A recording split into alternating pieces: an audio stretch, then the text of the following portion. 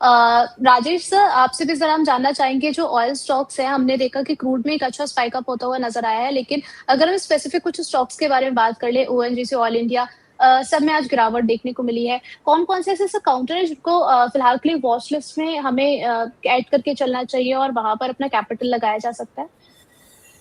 देखिए, दोनों अगर काउंटर देखें तो क्रूड ऑयल बढ़ने के बेनिफिशियरीज है, बट जिस तरीके से क्रूड ऑयल के प्राइजेस में मूव हुआ है, ओएनजीसी ऑयल में उतना आउट परफॉर्मेंस नहीं देखने को मिल रहा है। तो ब्रॉडर मार्केट्स के साथ इनमें भी पेन देखने को मिल रहा है।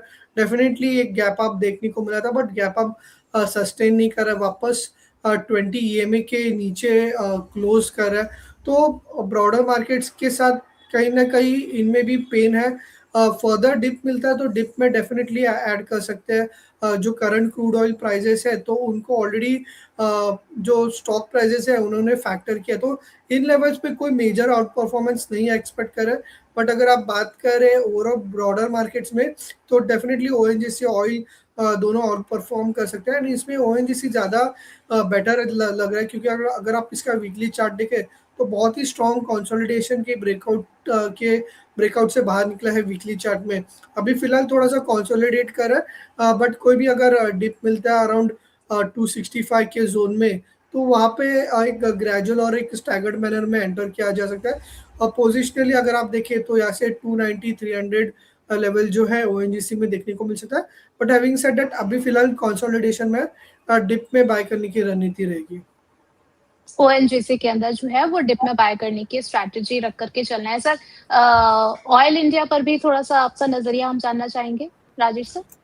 देखिए, सिमिलर काइंड ऑफ मूव है, बट जनरली ओएनजीसी में आउट परफॉर्मेंस देखने को मिलता है। अगर आप ऑयल इंडिया का चार्ट देखें तो प्रिसाइजली 500 के आसपास का एक डबल टॉप का फॉर्मेशन बन रहा है। तो जब तक ये 500 के ऊपर परफेक्टली सस्टेन नहीं करता, स्टॉक जो है कंसोलिडेशन मोड में जा सकता है। तो 500 क्रॉस करने का वेट कीजिए, उस ब्रेकआउट पे मोमेंटम में बाय कीजिए, या फिर नीचे में 89 ईएमए के आसपास आता है जो रिसेंट स्विंग क्लोज भी है अराउंड 450 के आसपास, तो वहाँ पे ऐड कीजिए। इन लेवल्स पे थोड़ा सा कंसोलिडेशन मोड में है स्टॉक, यहाँ पे कोई मेजर मूवमेंट नहीं है। एक तो नीचे में 450 के आसपास ऐड करें, या फिर ब्रेकआउट पे 500 के ऊपर ऐड करना चाहिए। चलिए, ठीक है। नेक्स्ट, पंकज सर, आपसे हम ज़रा समझना चाहेंगे एचपीसीएल में क्या करना चाहिए? अभी यहाँ पर भी हमें जो है डाउनसाइड देखने को मिली है 6.37% की। क्या यहाँ पर जो है खरीदारी करनी चाहिए या फिर अवॉइड करें? देखिए, अभी जिस तरीके की क्रूड की जो मूवमेंट्स हैं उसको अगर ध्यान में रखते हैं तो फिलहाल मुझे लगता है कि काउंटर में तेजी करना थोड़ा सा अवॉइड करना चाहिए। टेक्निकली भी अभी आरएसआई जो है वो करीब 40 के आसपास ही फिलहाल ट्रेड कर रहा है 15 मिनट्स के ऊपर, और इस तरीके की ही सेटअप्स यहाँ पर बनते हुए देख रहे हैं। मुझे लगता है कि कॉशियसली शॉर्ट करना चाहिए। अगर आप कंपल्सिव ट्रेडर है तो शॉर्ट की नजरिए से जाए। अगर आप डिलीवरी में ट्रेड कर रहे हैं यहाँ पे तो मुझे लगता है कि थोड़ा सा वेट एंड वॉच करें। क्रूड एक बार स्टेबल होने दीजिए, क्योंकि तो यू नेवर नो कि ये वॉर कहाँ तक जाएगी और ये कितना इंटेंसिफाई होगा। क्योंकि जिस तरीके की बातें चल रही है और जिस तरीके का एक मूड माहौल हम लोगों ने पिछले कुछ दिनों से विटनेस किया और आज सुबह से भी देख रहे हैं कि जो उछाल है, मुझे लगता है कि ये 125-130 डॉलर तक जाने के लिए रेडी है अभी क्रूड ऑयल। तो हिंद पेट्रो के अंदर थोड़ा सा वेट करने की सलाह रहेगी। चलिए, तो यहाँ पर एचपीसीएल में आप थोड़ा-सा वेट करके चलिए। राजेश सर, एमआरपीएल पर नज़रिया 190 पे चल रहा है, यहाँ पर भी बड़ी गिरावट देखने को मिली है 7.88% की। क्या सलाह रहेगी इस पर्टिकुलर काउंटर पर आपकी? देखिए, लास्ट वीक तक एक पॉजिटिव मोमेंटम में था स्टॉक, बट आज एक बुलिश एनगल्फिंग फॉर्मेशन दिखाई दे रहा है। शार्प करेक्शन है जहाँ पे लास्ट 2 दिन के गेंस जो है वाइप आउट हो चुके हैं। तो शॉर्ट टर्म में वापस स्टॉक जो है वीकनेस ही दिखाई दे रहा है, बट वीकली स्टॉक में कंपैरेटिवली एक काफ़ी इंटरेस्टिंग फॉर्मेशन है। एंड ओवरऑल वीकली चार्ट में कप एंड हैंडल ब्रेकआउट भी देखने को मिला था। तो आने वाले दिनों में प्राइजेस जब 180 लेवल्स आते हैं तो वहाँ पे देखना होगा कि अगर 180 लेवल्स अगर सस्टेन करता है तो एक पॉजिटिव मोमेंटम एमआरपीएल में देखने को मिल सकता है। शॉर्ट टर्म में डेफिनेटली यहाँ पे करेक्शन है, वापस 180 के लेवल जो है रिटेस्ट कर सकते हैं। 180 पे देखना होगा, अगर वहाँ पे अगर स्ट्रेंथ देखने को मिलता है तो पॉसिबली एक वहाँ से एक बाउंस बैक आ सकता है बैक टू 205 लेवल्स। चलिए ठीक है, तो एमआरपीएल पर आप अपना नजरिया ये कुछ सेट करके चल सकते हैं। सर कतर की तरफ से जो है वो गैस सप्लाई को लेकर के जो दिक्कतें हो रही थी, कहीं ना कहीं हमें स्टॉक पर भी काफी ज्यादा देखने को मिल रही है। पंकज सर आपसे समझना चाहेंगे कुछ ऐसे स्पेसिफिक स्टॉक्स है वहां पर क्या किया जाना चाहिए। सबसे पहले गेल पर आपका क्या नजरिया है? जी देखिए, जिस तरीके का गेल का सेटअप है, ऊपरी लेवल से ही गिरावट यहाँ पर परसिस्ट होती हुई नजर आई है। इनफैक्ट गेल के अंदर डेफिनेटली खरीदारी की सलाह रहेगी यहाँ पे, लेकिन स्टैगर्ड वे से खरीदारी करना है।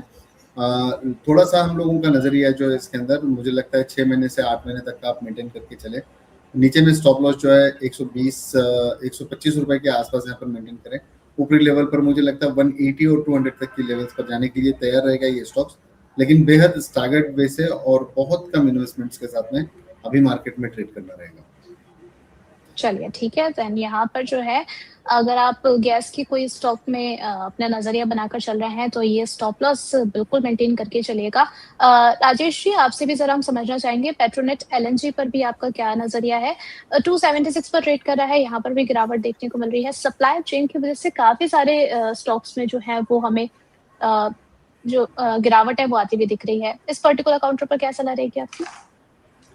जी देखिए, एक वर्टिकल फॉल देखने को मिला है लास्ट वीक से, एंड ओवरऑल चार्ट स्ट्रक्चर जो है थोड़ा सा नेगेटिव हुआ है। अभी वेट करना होगा यहाँ पे फर्दर डिप का।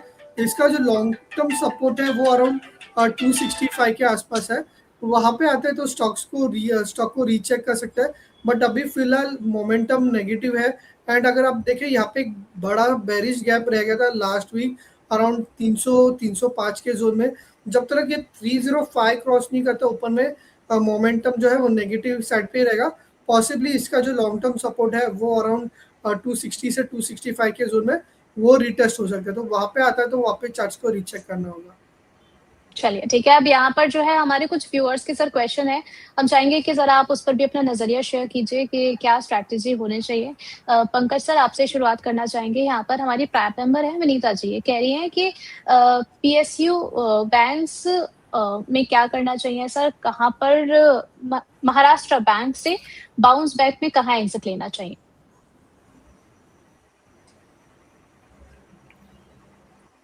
देखिए, अभी पीएसयूज का जो दौर चला, काफी स्ट्रांगली पीएसयूज के अंदर एक उछाल देखने भी मिला था, लेकिन ये पूरी गिरावट में मुझे लगता है कि बैंक निफ्टी थोड़ा ज्यादा वल्नरेबल रहा है और जो स्टॉक्स अच्छी खासे तरीके से बढ़े हुए थे उसके अंदर पिटाई होती हुई दिखी है।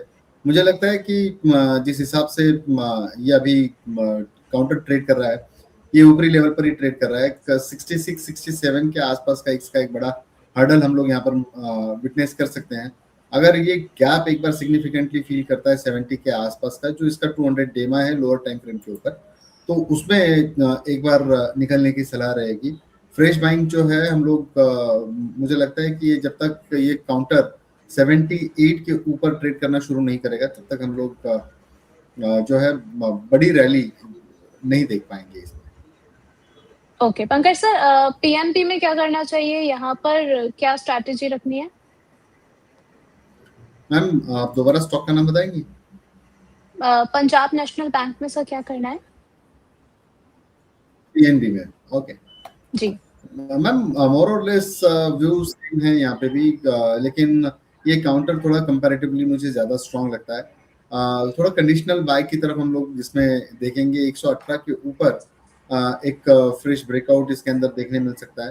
थोड़ा सा कंडीशनल ट्रेड लेते हैं यहाँ पे, जब तक ये 118 क्रॉस नहीं करेगा। एक साइडवेज निगेटिव जोन में है यहाँ पे, और 118 के ऊपर मुझे लगता है कि 128 135 रुपए तक की लेवल्स ये छू सकता है काउंटर, लेकिन इसमें अब थोड़ा सा समय लगेगा। तो कंडीशनल ट्रेड रहेगा 118 के ऊपर बाय करना।